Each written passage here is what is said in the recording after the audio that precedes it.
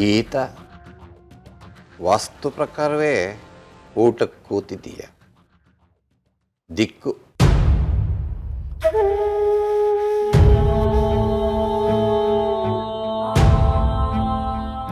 ನನ್ನ ಪರಿಚಯ ನಿನಗೆ ಸರಿಯಾಗಿ ಆಗಲಿಲ್ಲ ಅಂತ ಅನ್ಸುತ್ತೆ. ಆಗೋದು ಬೇಡ.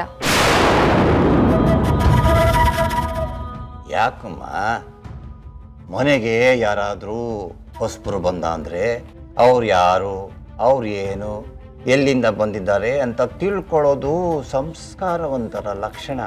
ಕಡೆ ಪಕ್ಷ ಕುತೂಹಲಕ್ಕೋಸ್ಕರವಾದರೂ ತಿಳ್ಕೋಬೇಕು. ತಿಳ್ಕೊಳ್ಳೋ ಕುತೂಹಲ ಕೂಡ ಇಲ್ವಲ್ಲಮ್ಮ ನಿಮಗೆ? ನಿಮ್ಮ ಬಗ್ಗೆ ನನಗೆ ಗೊತ್ತಿದೆ. ನಿಮ್ಮ ತಂಗಿ ಅಂದರೆ ನಮ್ಮ ಅತ್ತೆ ಬಗ್ಗೆ ತುಂಬ ಚೆನ್ನಾಗಿ ಅರ್ಥ ಮಾಡ್ಕೊಂಡಿದ್ದೀನಿ. ಇನ್ನು ನಿಮ್ಮ ತಮ್ಮ ತಾರಣ್ಣ ಅಂಕಲ್ ಅವರೇನಂತನೂ ನನಗೆ ಗೊತ್ತು. ಅವರಿಬ್ಬರೂ ಸರಿಯಾಗಿ ಅರ್ಥ ಆಗಿರುವಾಗ ನೀವು ಮತ್ತೆ ಅರ್ಥ ಆಗೋ ಅಗತ್ಯ ಇಲ್ಲ. ನೀನು ತುಂಬ ಸ್ಪೀಡು ಬಿಡಮ್ಮ. ನನ್ನ ಎದುರುಗಡೆ ಬರಕ್ಕೆ ಹೋಗಬೇಡಿ. ಆಕ್ಸಿಡೆಂಟ್ ಆಗೋದ್ರೆ ಕಷ್ಟ.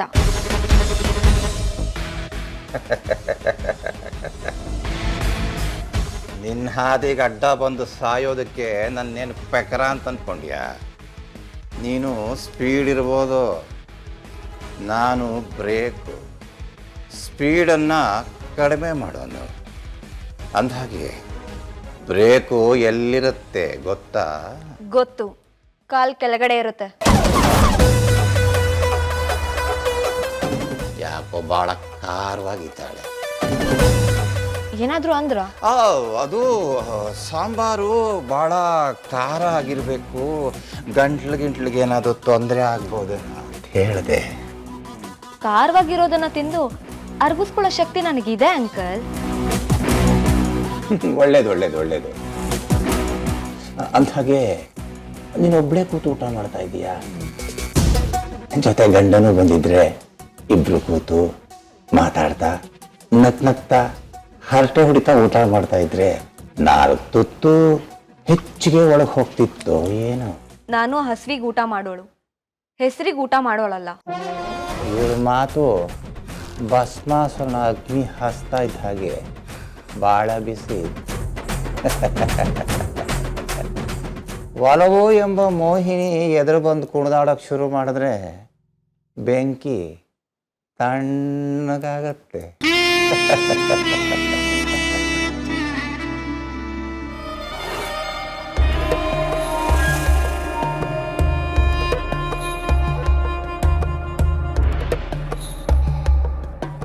ಏನಣ್ಣ ಇದು?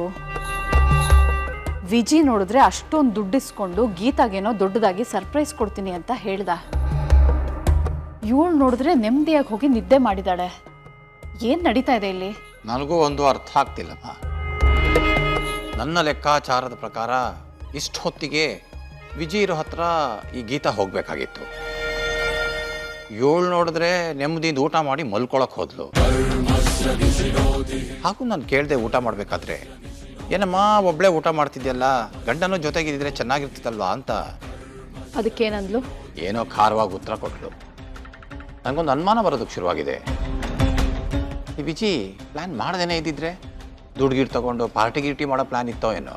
ಇಲ್ಲ ಅಣ್ಣ, ಅವನು ಪಾರ್ಟಿ ಮಾಡೋದಾಗಿದ್ದಿದ್ರೆ ನೇರವಾಗಿ ಪಾರ್ಟಿಗೆ ದುಡ್ಡು ಬೇಕು ಅಂತ ಕೇಳಿರ್ತಿದ್ದ. ಅದರಲ್ಲೆಲ್ಲ ಮುಚ್ಚು ಮರೆ ಇಲ್ಲ ಅವನಿಗೆ. ಅವನು ಅಷ್ಟೊಂದು ದುಡ್ಡು ಕೇಳಿದಾನೆ ಅಂದಮೇಲೆ ಏನೋ ದೊಡ್ಡದಾಗೆ ಮಾಡಿರ್ತಾನೆ. ಹಾಗಿದ್ರೆ ಅವನು ಕರೆದಿದ್ದಾನೆ, ಇವಳು ಹೋಗಿಲ್ಲ. ನನಗೊಂದು ಅರ್ಥನೇ ಆಗ್ತಾ ಇಲ್ಲ ಅಣ್ಣ. ಗೀತಾ ಹೋಗಲೇಬೇಕಲ್ಲ, ಅಥವಾ ವಿಜಿ ಮನೆಯಲ್ಲೇ ಏನಾದರೂ ಸ್ಪೆಷಲ್ ಪ್ರೋಗ್ರಾಮ್ ಅಂತ ಇಟ್ಕೊಂಡಿದ್ದಾನ? ಹಾಗೊಂದು ವೇಳೆ ಇಟ್ಕೊಂಡಿದ್ರು ಅದ್ರ ತಯಾರಿನಾದರೂ ಕಾಣಿಸ್ಬೇಕಾಗಿತ್ತು. ವಿಜಯ್ ಏನು ಪ್ಲ್ಯಾನ್ ಮಾಡ್ತಿದ್ದಾನೆ ಅಂತಲೇ ನನಗೆ ಅರ್ಥ ಆಗ್ತಾ ಇಲ್ಲ ಅಣ್ಣ. ನೀನು ಯೋಚನೆ ಮಾಡಬೇಡ. ಅವನ ಆಲೋಚನೆಗಳು ಉಳಿದವ್ರಿಗಿಂತ ಬಹಳ ಭಿನ್ನವಾಗಿರುತ್ತೆ. ಎಲ್ಲರೂ ಆಲೋಚನೆ ಮಾಡೋದು ಹಾಗೆ ಅವನು ಆಲೋಚನೆ ಮಾಡೋದಿಲ್ಲ. ಏನೋ ಭರ್ಜರಿಯಾಗೇ ತಯಾರಿ ಮಾಡಿದ್ದಾನೆ, ಆದರೆ ಇವಳು ಅಲ್ಲಿಗೆ ಹೋಗಿಲ್ಲ. ನೀನು ಟೆನ್ಷನ್ ಮಾಡ್ಕೋಬೇಡ.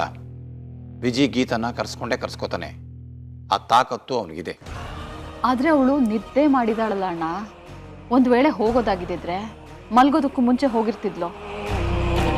ಬಟ್ ಅವಳಿಗೆ ಆ ಆಲೋಚನೆನೇ ಇಲ್ಲವಲ್ಲ. ಪ್ರತಿದಿನದ ಹಾಗೆ ರೂಮ್ ಸೇರ್ಕೊಂಡಿದ್ದಾಳೆ.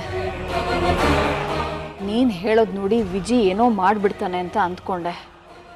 ಆದರೆ ಗೀತಾ ಅಷ್ಟು ಸುಲಭಕ್ಕೆ ಯಾಮಾರೋ ಹೆಣ್ಣಲ್ಲ.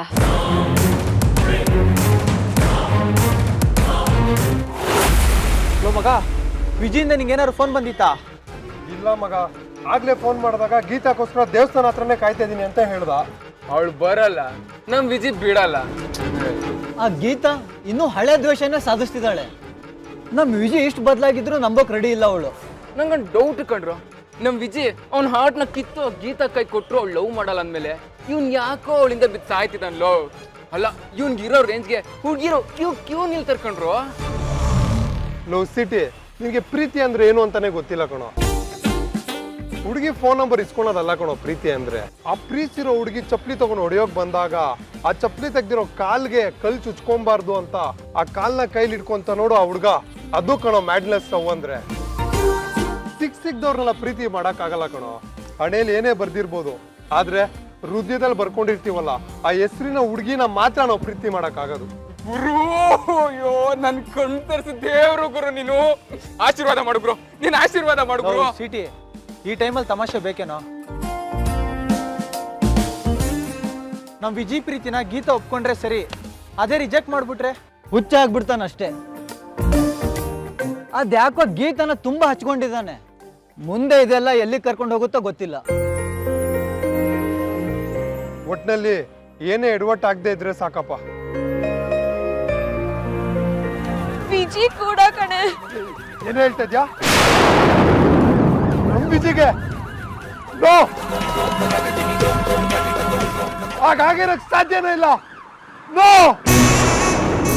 ಯಾಕೆ ಗೀತಾ ಈಗ ಮಾಡಿದೆ? ವಿಜಿ ನೀನು ಅಷ್ಟು ಪ್ರೀತಿಯಿಂದ ಕರ್ದ. ಅವ್ನು ಕರ್ದಿದ ತಕ್ಷಣ ನೀನು ಇಲ್ಲಿ ಬಂದಿದ್ದಿದ್ರೆ ನಮ್ ವಿಜಿ ಬದುಕ್ತಿದ್ದ ತಾನೆ. ಹೌದು ಕಣೆ ಗೀತಾ, ವಿಜಿ ನಿನ್ನ ಕರೆದಿದ್ದು 7 ಗಂಟೆಗೆ, ಆದ್ರೆ ಸಿಲಿಂಡರ್ ಬ್ಲಾಸ್ಟ್ ಆಗಿದ್ದು 11 ಗಂಟೆಗೆ. ನೀನೇನಾದ್ರೂ ಬಂದಿದ್ರೆ. ನೀನು ವಿಜಯ್ ಸಿಲಿಂಡರ್ ಬ್ಲಾಸ್ಟ್ ಆಗೋಕ್ಕೂ ಮುಂಚೆನೆ ಹೊರಟ್ಬಿಡ್ತಿದ್ರಿ. ಅವನಷ್ಟು ಗೋಗರಿದ್ರೆ ನೀನ್ ಯಾಕೆ ಬರ್ಲಿಲ್ಲ? ತಪ್ಪು ಮಾಡ್ಬಿಟ್ಟೆ ಗೀತಾ.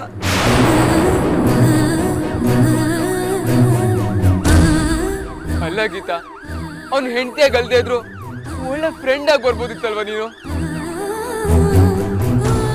ಫೋನ್ ಮಾಡಿ ಗೀತಾ ಬರಲ್ಲ, ಮನೆಗೆ ಹೋಗು ಅಂತ ಎಷ್ಟೇ ಹೇಳಿದ್ರು ಇಲ್ಲ ಗೀತಾ ಬರ್ತಾಳೆ, ಅವಳು ರೆಡಿ ಆಗಕ್ಕೆ ಹೋಗಿದ್ದಾಳೆ ಅಂತ ಎಷ್ಟು ನಂಬಿಕೆಯಿಂದ ಮಾತಾಡ್ದ ಗೊತ್ತೇನೆ.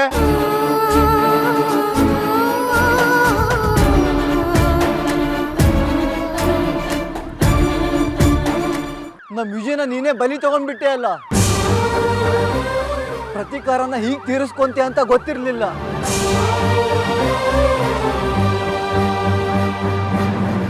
ಯಾಕೆಲ್ರು ಒಂದೇ ಸಮನೆ ಗೀತಾಗ್ ಬೈತಿದ್ರ? ಹೀಗೆಲ್ಲ ಆಗುತ್ತೆ ಅಂತ ಗೀತಾ ಗೊತ್ತಿತ್ತಾ? ನೀನ್ ಸಮಾಧಾನ ಮಾಡ್ಕೋ ಗೀತಾ. ಇಲ್ಲ, ಇವರೆಲ್ಲ ಹೇಳಿದ್ ಸರಿ, ಇದಕ್ಕೆಲ್ಲ ನಾನೇ ಕಾರಣ. ನಾನು ಉದಾಸೀನದಿಂದ ವಿಜಿನ ಕಳ್ಕೊಂಡ್ಬಿಟ್ಟೆ. ವಿಜಿ ಎಲ್ಲಿದ್ಯಾ ವಿಜಿ? ವಿಜಿ, ಗೀತಾ ಬಂದಿದ್ದೀನಿ ವಿಜಿ. ವಿಜಿ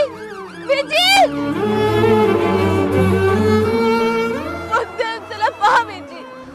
ವಿಜಿ ನಿನ್ ದಮ್ಮಯ್ಯ ಅಂತೀನಿ, ಬಾ ವಿಜಿ.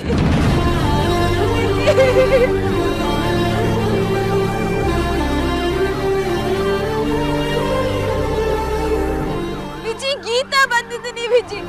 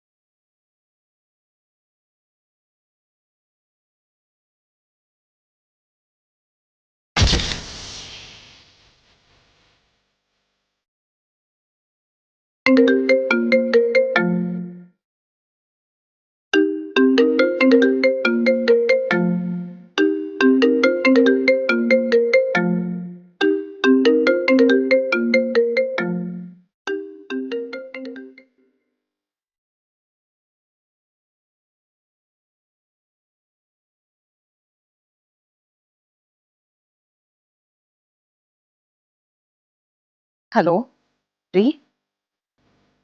ಏನು ಇಷ್ಟೊತ್ತಲ್ಲಿ ಫೋನ್ ಮಾಡಿದ್ದೀರಾ? ಹುಷಾರಾಗಿದ್ದೀರಾ ತಾನೇ? ಸಾರಿ ಭಾನು, ನಾನು ಇನ್ನೂ ಆಫೀಸಲ್ಲೇ ಇದ್ದೀನಿ. ಮೀಟಿಂಗ್ ಸ್ವಲ್ಪ ತಡ ಆಯಿತು, ಅದಕ್ಕೆ ಸ್ವಲ್ಪ ಲೇಟ್ ಆಯಿತು. ನಾನು ಇನ್ನೇನು ಸ್ವಲ್ಪ ಹೊತ್ತಲ್ಲಿ ಬರ್ತಿದ್ದೀನಿ. ಹೌದಾ, ಸರಿ, ಹುಷಾರಾಗಿ ಬನ್ನಿ. ಎಷ್ಟೊತ್ತಾಗುತ್ತೆ ಬರೋದಕ್ಕೆ? ಇನ್ನೊಂದು 20 ನಿಮಿಷದಲ್ಲಿ ನಾನು ಮನೆ ಹತ್ರ ಇರ್ತೀನಿ. ಬಾಗಿಲು ತೆಗೆಯೋಕ್ಕೆ ಅಂಬಿಕಾಗೆ ಹೇಳು. ಓಕೆ, ನಾನೇ ಬರ್ತೀನಿ ರೀ. ಸರಿ, ಆಯಿತು ಮಾ.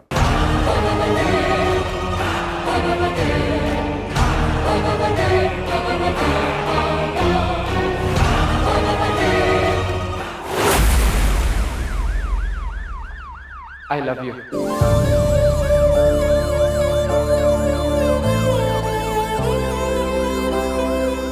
ನಿನ್ ಮಡಿಲಲ್ಲಿ ಜೀವ ಬಿಡೋ ಅದೃಷ್ಟ ಬಂದ್ರೆ ಅದು ಈಗಲೇ ಬರ್ಲಿಕ್ಕಿಲ್ಲ. ಪ್ರಾಣ ಹೋದ್ರು ಸರಿ, ಪ್ರೀತಿನ ಬಲಿ ಕೊಡಲಾಗಿಲ್ಲ.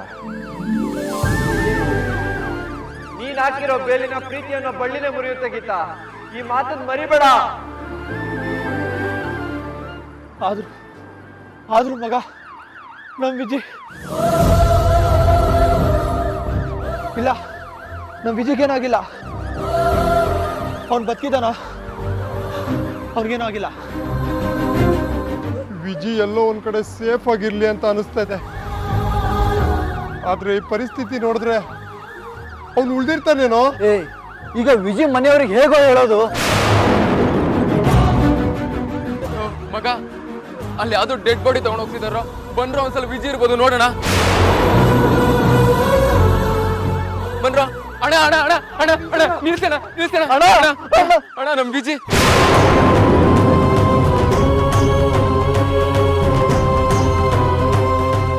ನಮ್ಮ ಫ್ರೆಂಡ್ ವಿಜಿನೂ ಇದೇ ದೇವಸ್ಥಾನದಲ್ಲಿದ್ದ ಸರ್. ವಿಜಿನ್ ಒಂದೇ ಒಂದ್ಸತಿ ನೋಡ್ಬೋದಾ ಸರ್? ಬಾಡಿನ ಹಾಸ್ಪಿಟ್ಲಿಗೆ ಶಿಫ್ಟ್ ಮಾಡ್ತಾ ಇದೀವಿ, ನೀವು ಅಲ್ಲೇ ನೋಡ್ಬೋದು. ಸರ್ ಪ್ಲೀಸ್ ಸರ್, ನಿಮ್ ಕೈ ಮುಗಿತೀನಿ, ಈ ಬಾಡಿದು ಒಂದೇ ಒಂದ್ಸಲಿ ಮುಖ ತೋರಿಸಿ ಸರ್, ಪ್ಲೀಸ್ ಸರ್. ನನಗೆ ಗೊತ್ತಿದೆ ವಿಜಿ ಸತ್ತಿರಲ್ಲ ಸರ್, ಅವ್ನು ಬದುಕಿದಾನೆ. ಒಂದೇ ಒಂದ್ಸಲ ಅವ್ನ ಮುಖ ತೋರಿಸಿ ಸರ್. ನಿಮ್ಮ ಪರಿಸ್ಥಿತಿ ಅರ್ಥ ಆಗುತ್ತೆ ಮೇಡಮ್, ಆದರೆ ಇಲ್ಲಿ ಒಬ್ಬರು ಉಳ್ದಿಲ್ಲ.